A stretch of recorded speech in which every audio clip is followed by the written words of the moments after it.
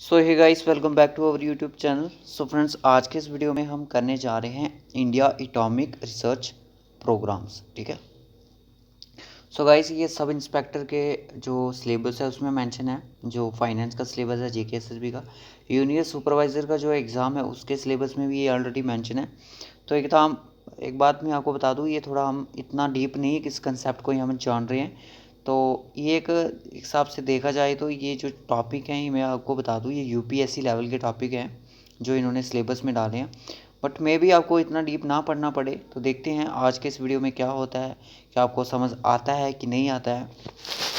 Topic complete होने के बाद मैं उसका पीडीएफ आपको अपने टेलीग्राम चैनल पे प्रोवाइड कर दूंगा। टेलीग्राम को ज्वाइन करने के लिए डिस्क्रिप्शन बॉक्स में जाएं, वहाँ पे आपको लिंक मिल जाएगा, फेसबुक का मिल जाएगा, इंस्टाग्राम मिल जाएगा।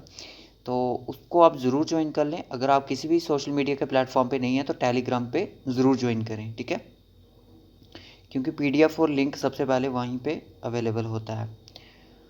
सो चलिए गाइस, करते हैं इस वीडियो को स्टार्ट, और वीडियो को अंत तक ज़रूर देखना। वीडियो को लाइक और शेयर ज़रूर कर दो, और चैनल अभी तक सब्सक्राइब नहीं किया तो चैनल को भी सब्सक्राइब कर दो। तो सबसे पहले देखिए, इंडिया एटॉमिक एनर्जी रिसर्च है जो कि स्टार्टेड कहाँ से हुआ, स्टैब्लिशमेंट कहाँ से हुई एटॉमिक एनर्जी की, वो आज हम यहाँ पे इस वीडियो में देखेंगे। Okay. Atomic energy commission on 10 अगस्त 1948 में एग्ज़ाम एक यहाँ से ही पहला एमसीक्यू यहीं से बन जाएगा। इंडियन एटॉमिक एनर्जी जो रिसर्च था वो कब स्टार्टेड हुआ, उसकी कब इस्टेब्लिशमेंट हुई वो एनर्जी, तो वही आपकी 10 अगस्त 1948 में। Okay. After that next line, department of atomic energy, तो आपको डीए भी बोला जा सकता है, DAE, department of atomic energy was establish in 1954। अगर आपसे पूछा जाए कि डिपार्टमेंट जो एनर्जी एटॉमिक एनर्जी का था वो कब एस्टैब्लिशमेंट हुआ, वो आपका 1954 में। ओके। अगर आपसे पूछा जाए कि एटॉमिक एनर्जी इंस्टीट्यूट कब इस्टेब्लिश हुआ, स्टार्टेड कब हुई एनर्जी रिसर्च इसकी, तो आपकी 1948 से स्टार्ट हुई। डिपार्टमेंट कब इसका इस्टेब्लिशमेंट हुआ, वो आपका 1954 में इस्टेब्लिश हो गया। होप सो यहाँ तक सबको क्लियर हो। For the implementation of economic energy programmes, इन प्रोग्राम्स के लिए इस डिपार्टमेंट को इस्टेब्लिश किया गया। ठीक है, इस प्रोग्राम के लिए। तो यहाँ तक सबको समझ है। ओके। उसके बाद चलिए, आप ये चीज़ देख रहे होंगे कि बार्क, बार्क नाम की चीज़ है। जब भी कोई ये टॉपिक सर्च करोगे आपको आएगा बार्क। काफ़ी सारे यहाँ पे लिंक्स जो आपको मिलेंगे वो बार्क के ऊपर होंगे। ओके। तो वहाँ का है क्या बेसिकली, बाबा एटॉमिक रिसर्च सेंटर। ओके। बाबा, मैंने जब आपको न्यूक्लियर थर्मल हाइड्रो ये चीज़ें पढ़ाई थी, वहाँ पे आपने एक पढ़ा था डॉक्टर होमी बाबा। इंपॉर्टेंट पर्सनैलिटीज़ भी हैं ये, और इनके बारे में कुछ देख लेते हैं यहाँ पे। तो बार्क जो था, बाबा एटॉमिक रिसर्च सेंटर, वो इस्टेब्लिश हुआ 1954 में at the atomic energy establishment of Trombe. Trombe कहाँ पे, ये भी एग्जाम में आ सकता है कि ये कहाँ पे, कौन सी जगह पे इस्टेब्लिशमेंट हुआ था।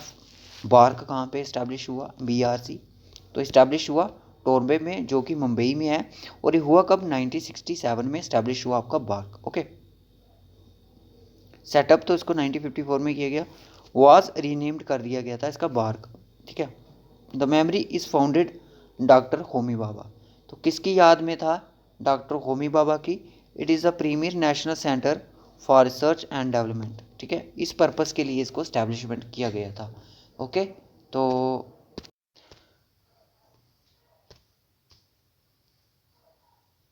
एट प्रेजेंट वार्क हाउसेज 3 रिसर्च रिकेटर्स। एट प्रेजेंट में अगर देखा जाए तो वार्क के और भी बहुत सारे हैं। अगर देखा जाए तो अभी कुछ 2018 में आए, कुछ 19 में आए, 20 में भी आए हैं। तो बेसिकली अगर देखा जाए तो सबसे पहला आता है आपका Apsara. Apsara is 1 megawatt swimming pool type reactor. तो ये एक स्विमिंग पूल टाइप का रिएक्टर है। ठीक है, किसको, एटॉमिक एनर्जी को रिएक्ट करने का। तो इसके रिएक्टर्स हैं किसके, एटॉमिक एनर्जी के। ओके। उसके बाद आता है साइरस, ए 40 मेगावाट्स रिएक्टर। ध्रुव आता है उसके बाद, ए 100 megawatts high power nuclear research reactor, यानी कि न्यूक्लियर रिसर्च रिएक्टर है। ठीक है।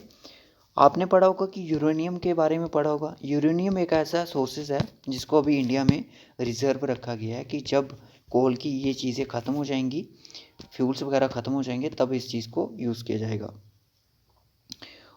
ठीक है, यहाँ तक हो गया। Okay, earlier there were 2 more search reactors. तो स्टार्टिंग से यहाँ पे दो और भी थे रिएक्टर्स बाहर के, वो थे आपके जेरेलिना, जीरो एनर्जी, न्यूक्लियर यूरेनियम। ठीक है, पूर्णिमा फर्स्ट से थर्ड तक कहीं फ्यूल, प्लूटोनियम और यूरेनियम 233। इस चीज़ के बारे में मैं आगे बढ़ाता हूँ आपको डिटेल में। The centres has built two, और ये जो सेंटर्स थे इन्होंने बुल्ट किए साइनक्रोटन रेडिएशन सोर्सेज SRS, इसको याद रख लो, कॉल्ड द इंडस 1 और इंडस 2, जो कि दो इन्होंने साइनक्रोटन रेडिएशन सोर्सेज बिल्ड किए। उनका नाम था इंडस 1 और Indus 2, and developed versatile lasers for various application. ठीक है, वेरियस एप्लीकेशन के लिए चीज़ को वर्सटाइल को डेवलप किया गया। अब मैं आपको बताता हूँ इन चीज़ों के बारे में जो एक रिसर्च रिएक्टर्स हैं। चलिए, अप्सरा जो सेकंड है, पहले अप्सरा यू आया, अप्सरा अपग्रेडेड जो कि पहले अप्सरा 1 था, उसके बारे में पढ़ लेते हैं पहले। इतना नहीं जानना है इनके बारे में, बस मैं ऐसे बता देता हूँ। अप्सरा जो है अचीव द क्रिटिकली अगस्त 4 1956 में इसको अचीव किया गया। फर्स्ट रिसर्च रिएक्टर है ये। ठीक है, अप्सरा जो है तो Asia to achieve the critically, it was pool type the 1 megawatt power and highly enriched uranium as fuel 4.5 kg in the form of plates. Light water used to as both moderated and covalent maximum. इतना नहीं पढ़ना है आपने, but ये first research reactor है। ठीक है, फिर उसके बाद आया अप्सरा अपग्रेडेड यानी कि अप्सरा यू। ठीक है, अप्सरा यू यानी कि अप्सरा upgraded was successfully commissioned and its first approach to critically fact was achieved 10 सितंबर 2018 में इसको अचीव किया गया। ओके, उसके बाद हमने पढ़ा जेरेलिना जो अर्लियर थे research locator was 100 watt thermal vector natural uranium metallic fuel and heavy water as both moderated coal achieve the 1961 में इसको अचीव किया गया था। और साइरिस की बात करूँ, ये आपका 10 जुलाई 1916 में, और उसके बाद ध्रुव आता है, ये 1970 में हुआ। ठीक है, तो इतना अगर आप डिटेल में इस टॉपिक को पढ़ने बैठोगे तो काफ़ी टाइम लगेगा, आपको टाइम लगेगा, तो इसलिए हम थोड़ा इसको मेन पॉइंट ही इसके देखते हैं। ठीक है, उसके बाद आता है Indira Gandhi centre for atomic research यानी कि IGCAR, Indira Gandhi centre for atomic research. ये कब इस्टेब्लिशमेंट हुआ? ये इस्टेब्लिश हुआ है 1971 में at the Kalpakkam in Chennai for research development of fast breeder technology के लिए। किसके लिए? For research and develop fast breeder technology के लिए कौन सा एटॉमिक रिसर्च इंस्टीट्यूट को स्टैब्लिश किया गया था? वो किया था आपका Indira Gandhi centre for atomic research के लिए। ठीक है, 1971 में। Design the fast breeder test reactor FBTT किसके लिए? डिज़ाइन करने के लिए, फास्ट ब्रीडर टेस्ट रिएक्टर के लिए, विच use indigenously mixed fuels with A plutonium. ठीक है, प्लूटोनियम को PU भी बोला जाता है। ठीक है, शॉर्ट इसका जो सिंबल है। Natural uranium base IGCR also develop the country first neutron reactor कामी which is 30 megawatt.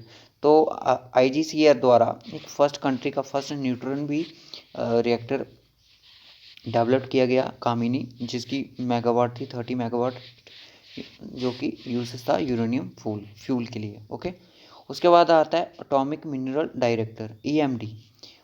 It is located Hyderabad, ये हैदराबाद में था, and carries out surveys explorations evolutions of the sources required for atomic energy programmes of the country. और ये located था हैदराबाद में।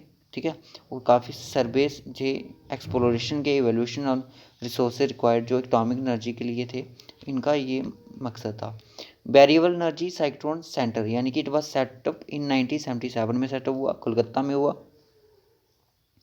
और ये एडवांस वर्क था इनका न्यूक्लियर केमिस्ट्री के लिए, न्यूक्लियर फिजिक्स के लिए, प्रोडक्शंस ऑफ आइसोटोप्स के लिए, ऑफ वेरियस एप्लीकेशंस के लिए, रेडिएशन डैमेज स्टडीज़ के लिए, और रिएक्टर्स मटेरियल्स के लिए वेरिएबल एनर्जी। तो ये इंपॉर्टेंट है।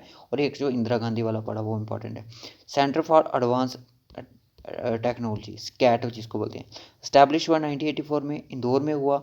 और कोऑर्डिनेट रिसर्च इन हाई टेक्नोलॉजी में इसका रिसर्च लाया गया, फील्ड लेज़र के लिए, फ्यूज़न के लिए और एसिलेटर के लिए। ठीक है, और कुछ न्यूक्लियर पावर स्टेशन हैं जो उनके नाम देख लो यहाँ पे, जो कि एट ग्लैंस भी हैं। तो तारपुर है जो महाराष्ट्र में है। ठीक है, नंबर ऑफ रिएक्टर्स इसके कितने हैं? 4 हैं। कैगा है कर्नाटका में है और इसके भी 4 है। कल्पाकम है जो तमिलनाडु में है, 2 हैं जिसके। ककरापर है गुजरात में है। रंभाठा है राजस्थान में जिसके 6 हैं, नरोरा है उत्तर प्रदेश में जिसके 2 हैं, कुडानकुलान है जिसके तमिलनाडु में 1 ही है, और ये अंडर कंस्ट्रक्शन है। ठीक है, ये जो मैंने अभी पढ़ाई ऊपर, ये सारे कुछ जो इनमें से कारपुर ऊर्जा से यूनिट 344 ये सारे के सारे अंडर कंस्ट्रक्शन है। Okay, they are 21 operating nuclear power station. तो बोलता है कि 21 न्यूक्लियर पावर स्टेशन हैं जिसमें से 2 बॉइलिंग वाटर रिएक्टर्स हैं और 19 PHWR यानी कि प्रेशर हैवी वाटर रिएक्टर्स हैं with a total install capacity जिनकी है 5780 megawatts, 3.5% of natural total installed waste. और कुछ वाटर प्रोडक्शन पे हैं। एक नंगल है जो कि फर्स्ट वाटर प्लांट्स है इंडिया का, ठीक है, सॉरी कंट्री का, इंडिया का ही। बड़ौदा है गुजरात का, तलचर, तुतिकोन, थाल महाराष्ट्र, हजीरा, मंगुरू, रवाटवाटा। तो ये सारे के सारे हैवी वाटर प्रोडक्शंस हैं, ठीक है, इंडिया में। उसके बाद आता है इंडिया न्यूक्लियर टेस्ट। इंडिया जो को न्यूक्लियर टेस्ट हुआ था वो हुआ था 1974 में 18 मई को। India conduct her first underground nuclear explorations at the Pokhran. कहाँ पे? राजस्थान में हुआ था, पोखरान प्लेस पे, थार डेजर्ट में। कितनी डेप्थ में गए थे? 100 की गए थे। कोड नेम्ड यूज़ किया गया था उसकी कन्वे प्रोसेस के लिए। उस टाइम के प्राइम मिनिस्टर इंदिरा गांधी थे। बुद्धा इस्माइलिंग, ठीक है, उस टाइम का जो कोड किया गया था, तो आपसे एग्जाम में पूछा जा सकता है कि बुद्धा इस्माइलिंग जो कोड था ये कौन सी उनकी जो न्यूक्लियर टेस्ट के लिए किया गया था, तो आपने बोला है जो 1974 में हुआ था। ओके, उसके बाद सेकंड जो हुआ था, इंडिया ने कंडक्ट किया 11 मई 1984 को अंडरग्राउंड न्यूक्लियर, ये भी सेम प्लेस पे था, पोखरान राजस्थान, थार डिस्ट्रिक्ट में, थार डेजर्ट में राजस्थान। डेप्थ इसकी भी 100 मीटर थी और इसको नाम दिया गया ऑपरेशन शक्ति। ओके, ऑपरेशन शक्ति।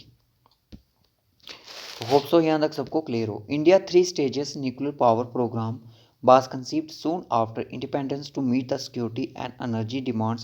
Independent India uranium reserve constitute very small amount। तो दोस्तों इसको रिजर्व रखा गया है इंडिया में यूरेनियम, जैसे मैंने बताया। But India has a very hug amount of thorium reserve. Thorium और यूरेनियम, ठीक है, ये चीज़ें जो साइंस के बच्चों को काफ़ी अच्छे से ज़्यादा पता होती हैं। थोरियम है, इसकी बहुत ज़्यादा हग अमाउंट है, रिजर्व की गई है, ठीक है। Hence, to attain the independence in the energy domain, it was conceived to develop a 3 stages nuclear power program utilize the abundant thorium reserve। यानी कि ज़्यादा से ज़्यादा जो थोरियम को रिजर्व रखा गया है वो 3 स्टेजेस में है। देखते हैं क्या क्या है। India 3 stages nuclear programme was divide. Exam में पूछा जाएगा कि इंडिया का जो 3 स्टेजेस न्यूक्लियर प्रोग्राम है वो कब डिवाइड किया गया? 1954 में। होमी भाभा थे जो फादर हैं न्यूक्लियर प्रोग्राम के, एग्जाम में पूछा भी जाएगा। 3 स्टेजेस न्यूक्लियर प्रोग्राम के। India has only 2% of world uranium reserve.